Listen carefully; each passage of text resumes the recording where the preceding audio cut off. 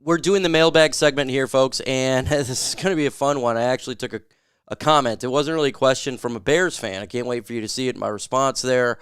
But we're just going to be talking about the Detroit Lions and the questions that you had throughout the week for Lions Nation Unite. Again, subscribe to the channel. We're going to have all open content. Every content creator is going to be making videos on here, working on the schedule right now, working on the content, and who's going to be doing it. So subscribe and hit that notification bell if you like. A lot of Lions content creators. We're talking about Kerr Steele, we're Roar Lions UK, Everything King, Dose of Dion, myself. It's going to be lovely. Dan from Lions Talk Live, AG from Spirit Detroit. We're all going to be throwing videos on here, so subscribe. Let's get this intro started right now.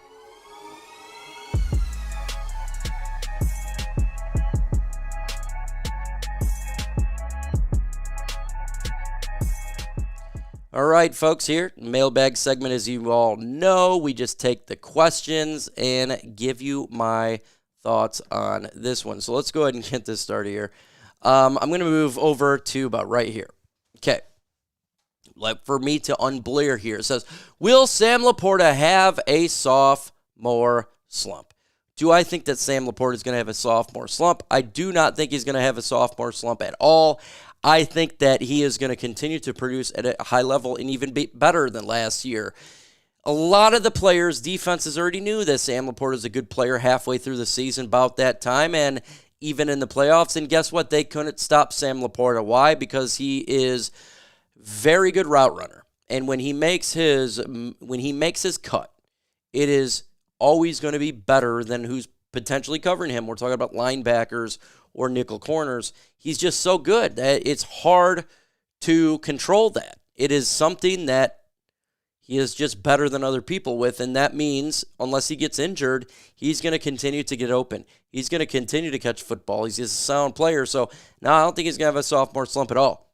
I do not believe that's the case. This is a player who was immediately good from when the moment as a rookie in OTAs and minicamp. It was seen day one that this guy was outstanding. I don't think there's going to be a sophomore slump at all for Sam LaPorta. Let's get the juices flowing with the question you guys will like. First off, do you guys think he's going to have a sophomore slump? Why for yes and for no? Love the comment section. Here's the statement from the Bears fan here. The Lions window is closed. The Bears are much better than the Lions. The Bears are winning the Super Bowl, and the Lions are back to the bottom of the NFC North. Look, I'm very happy that Bears fans, or in this Bears fan in particular, is delusional. Because when they see that reality hits, they're not going to be the NFC North champions. They're not going 17-0. I see a lot of Bears content creators, and I'm friends with a lot of them. But sometimes I just feel like they're not thinking realistically. Last year they said they'd go 13-3. The year before that, 14-2. Then 12 wins. Super Bowl, like every single time, and it is not delivered. Now, I do think that the Bears are a better football team. They are better this year than they were last year. They're probably going to win more games. They're going to be competitive.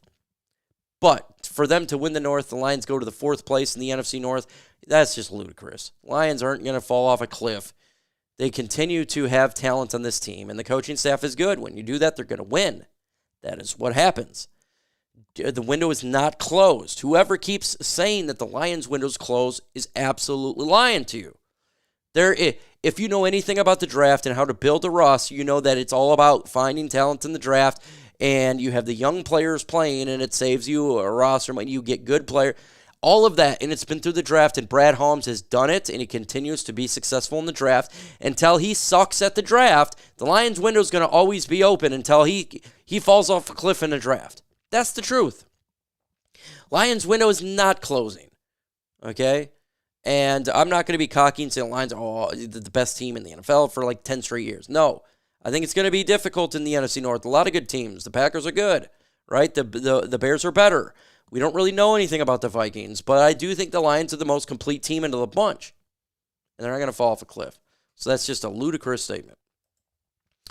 What rank do you have for Jared Goff? You know, we do these quarterback rankings, 32, 1 through 32. Jared Goff, he is funny because a lot of people assume, when we got him, they said he was like the worst quarterback, literally 32 in the NFL. I remember seeing it. Every power ranking for quarterbacks, he was the worst. I didn't think he's that bad. I definitely didn't think he's that bad. And he's shown that he's a good quarterback in the NFL. What ranking? I think for him, he's top 10, maybe a 7 right there, something in that nature. I think he's top 10. His clutch ability is elite. And you look at his status. Okay, he's good at reading defense. He's a smart quarterback. I think he's pretty damn good. He's a top 10 in reading and being smart where he puts the football. He distributes the football really well. His spiral's all not that great sometimes. He misses with the power throw. Sometimes he can really launch it in there like a cannon. Sometimes it doesn't do that. He's a master at knowing who's around him. Like, he doesn't take sacks that much. He feels the pressure well, and he is, and to me, he's elite in the clutch. He's elite in the clutch, and that's what separates him from a lot of other quarterbacks is I am completely comfortable with Jared Goff when it's 4th and 5, and we got to get a first down to win a game. I am comfortable with him. He's very calm, and he just throws the football. We would have been in the Super Bowl if these people would have caught the ball. He threw perfect passes to Josh Reynolds in the championship game. That was not his fault that we didn't get there. It wasn't him. So I think he's a 7. He's a top 10 for sure. I think he, around 7. I think he is. I think he's really, really good, and I like our quarterback, Jared Goff. I do. And question, where would you rank Jared Goff? 1 through 32. Blow up the comment section. Would you trade for Maxx Crosby? Well, first off, Maxx Crosby, to me, is probably the best pass rusher in football.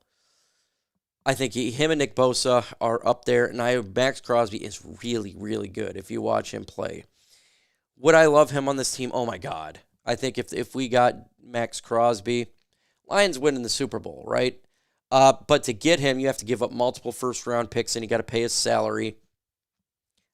It's not going to happen. I don't see it at all. I give this 0.0001% chance of Lions trading for Maxx Crosby. Now, look, if the Raiders are absolutely terrible before the trade deadline, maybe you're going to hear mumbles of that, right? Because they don't have a quarterback over there, and I don't believe in the quarterbacks they have. So maybe they're like, you know what, we're just going to go ahead and trade a Maxx Crosby, get a couple first-round picks, and then build this team the right way. That could be a situation. I just don't see the Lions at all trading for Maxx Crosby and give up multiple first-round picks. I don't see that at all. That is not Brad Holmes' way. I would love Maxx Crosby, but that's just not the way. He doesn't mortgage the future. He never does that. Brad Holmes, he'll give up draft picks, but they're late draft picks or something that he has extra of, but he is not going to give up gigantic. I haven't seen anything to suggest he would do it. So, besides the Goff Stafford trade, I don't see a situation. I don't. Because he's smart with his draft picks, and we want him to continue to draft well. He's really, really good. Name a breakout player in 2024. Love this question here. There is a lot of players I think you can do breakout. You can do rookies and veterans. Terrion Arnold, even though he's a rookie, he could have a breakout season. I'm not going to put him on here because I've talked about him a lot. Let me go with a different player here. Alim McNeill got 5 sacks last year. Is that breakout? I do believe so. I think he can break out and get more. I think Alim McNeill is going to have a really good season this year because of DJ Reader. I'll say he gets like 7 or 8 sacks, even though he's a defensive tackle. He is more the pass rushing type. He was getting double teamed last year, and he still is getting sacks. He looked really good. I'm going to go ahead and put him as my breakout player because DJ Reader is going to take on these double teams. It's going to give Alim McNeill one-on-ones. It's going to give an opportunity to disrupt. He's really good stopping the run. So I'm going to go with Alim McNeill here as a breakout player for me defensively. Offensively, who do I think could be a breakout player? Donovan Peoples-Jones. I think he could be a breakout player. Not saying he's going to get 1 billion yards, maybe like 500 yards, but to me that's a breakout for what he's going to be. I think he's going to be like a number 4/5 wide receiver in there. And I think he's going to make up for some of the Josh Reynolds. So I'll put his Donovan Peoples-Jones as a breakout player, like 500 yards, maybe like 5 touchdowns. To me, that's breakout because they didn't do anything really that last year after we traded for him. Maybe 100, I think it's like 130 yards reception. So I'll go with those two for offense and defense. Name a breakout player from your guys' perspective in the comments below. Next question here. Will Lions re-sign Carlton Davis? This is a good question, and I think this is something that we don't talk about enough. The Lions traded for Carlton Davis, gave a third-round pick, and he's a good corner. He's on the last year of his deal. Lions got money.